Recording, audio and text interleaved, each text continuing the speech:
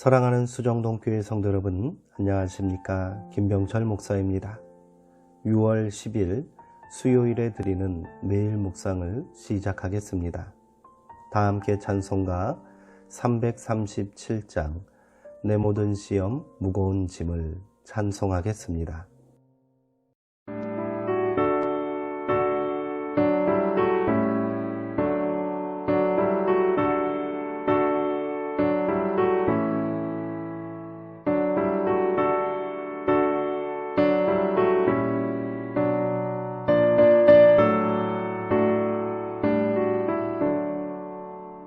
내 모든 시험 무거운 짐을 주 예수 앞에 아뢰이며 근심에 쌓인 날 돌아보사 내 근심 모두 맡으시네. 무거운 짐을 나 홀로 지고 견디다 못해 쓰러질 때 불쌍히 여겨 구원해 주리. 은혜의 주님 오직 예수. 내 모든 괴로움 닥치는 환난 주 예수 앞에 아뢰이며 주께서 친히 날 구해 주사 넓으신 사랑 베푸시네. 무거운 짐을 나 홀로 지고 견디다 못해 쓰러질 때 불쌍히 여겨 구원해 주리.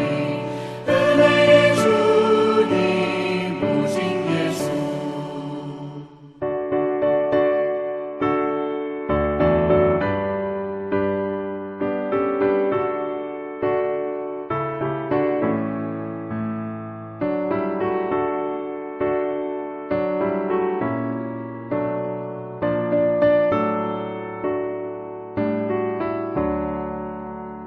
내 짐이 점점 무거워질 때 주 예수 앞에 아뢰이며 주께서 친히 날 구해 주사 내 대신 짐을 져주시네. 무거운 짐을 나 홀로 지고 견디다 못해 쓰러질 때 불쌍히 여겨 구원해 주리. 은혜의 주님 오직 예수.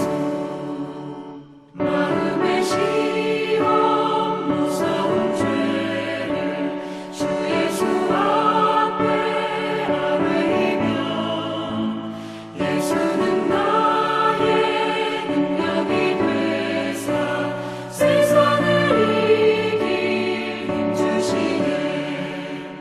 무거운 짐을 나 홀로 지고 견디다 못해 쓰러질 때 불쌍히 여겨 구원해 주리.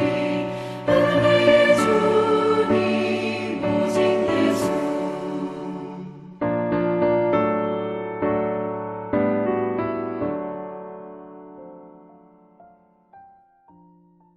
하나님의 말씀은 신명기 8장 1절에서 4절까지 말씀입니다. 구약 성경 273쪽에 있습니다. 이제 제가 하나님의 말씀을 강독하겠습니다. 이것은 하나님의 말씀입니다. 하나님의 말씀에 경청하시기 바랍니다. 내가 오늘 명하는 모든 명령을 너희는 지켜 행하라. 그리하면 너희가 살고 번성하고 여호와께서 너희의 조상들에게 맹세하신 땅에 들어가서 그것을 차지하리라. 내 하나님 여호와께서 이 40년 동안에 내게 광야길을 걷게 하신 것을 기억하라. 이는 너를 낮추시며 너를 시험하사 내 마음이 어떠한지 그 명령을 지키는지 지키지 않는지 알려 하심이라. 너를 낮추시며 너를 줄이게 하시며 또 너로 알지 못하며 내 조상들도 알지 못하던 만나를 내게 먹이신 것은 사람이 떡으로만 사는 것이 아니요 여호와의 입에서 나오는 모든 말씀으로 사는 줄을 내가 알게 하려 하심이니라. 이 40년 동안에 내 의복이 헤어지지 아니하였고 내 발이 부르트지 아니하였느니라. 아멘. 광야 학교라는 제목으로 묵상 말씀을 나누도록 하겠습니다. 광야길은 강인한 이들만 걸을 수 있습니다. 햇볕을 가려줄 나무나 갈증을 해소시켜줄 물줄기를 만날 가능성도 많지 않습니다. 광야길에 접어든 사람은 자기 속에 슬그머니 자리 잡으려는 두려움과 회의와 맞서야 합니다. 막막하고 아득한 길, 그 길은 사람을 단련시킵니다. 그래서 광야는 학교입니다. 광야 학교는 우리 속에 있는 뿌리 깊은 교만을 치유해 줍니다. 교만은 자기의 분수를 지키지 않으려는 마음, 자기의 영향력을 자꾸 확대함으로 남을 지배하려는 마음입니다. 교만한 이들은 자기도 모르는 사이에 내가 하나님처럼 되리라 말했던 뱀의 유혹에 넘어가게 마련입니다. 뱀의 유혹은 달콤하지만 그 유혹에 넘어가는 순간 지옥이 시작됩니다. 인생의 광야를 만나 암담하고 낙심하지 마십시오.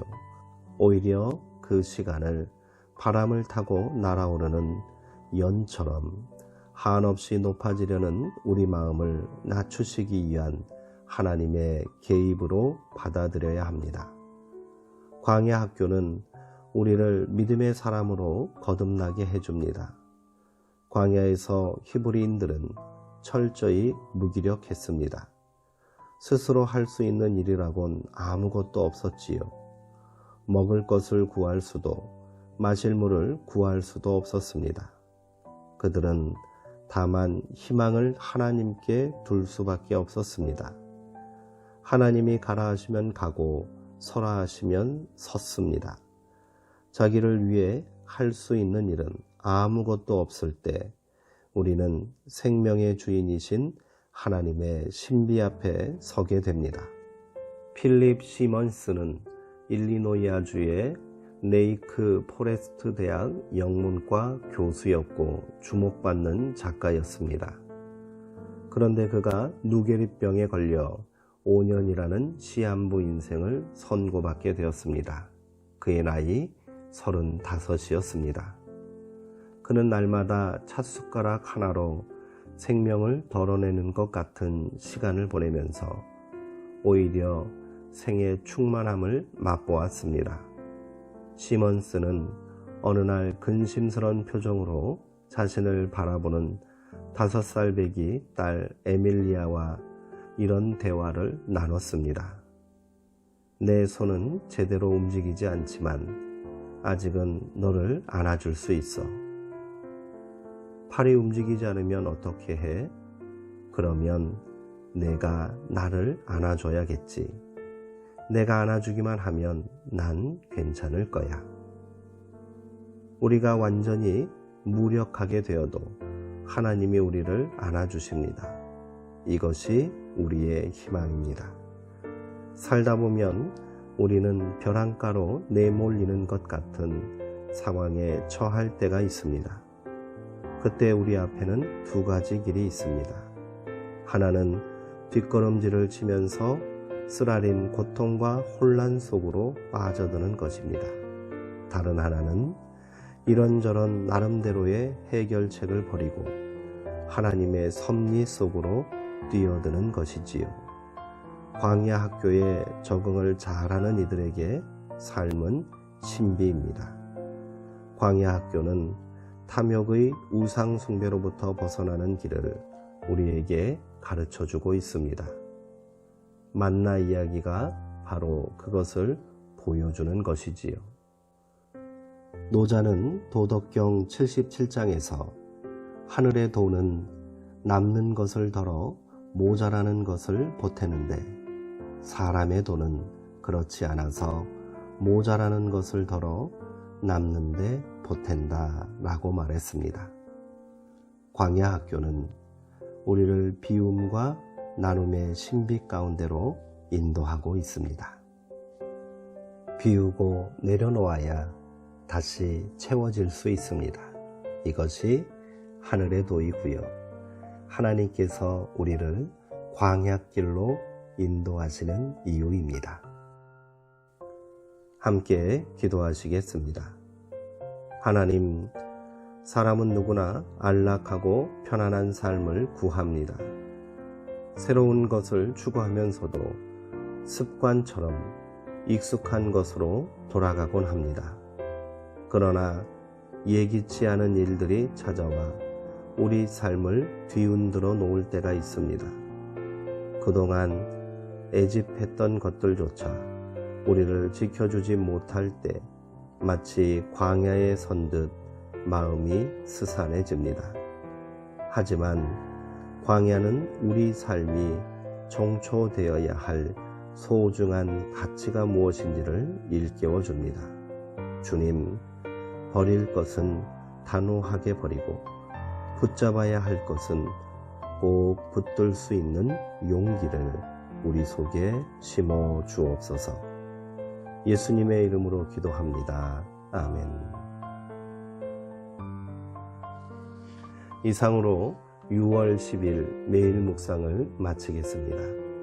오늘 함께 나누신 신명기 8장 1절에서 4절까지 말씀을 3번 이상 다시 묵상하시고 더 깊은 묵상의 자리로 나아가시기 바랍니다. 오늘은 광야와 같은 세상살이에 우리가 버려야 할 것과 붙잡아야 할 것이 무엇인지 다시 한번 생각해 보았으면 좋겠습니다. 사랑하는 성도님들, 오늘도 평안하시고요. 주 안에서 강건하시기 바랍니다.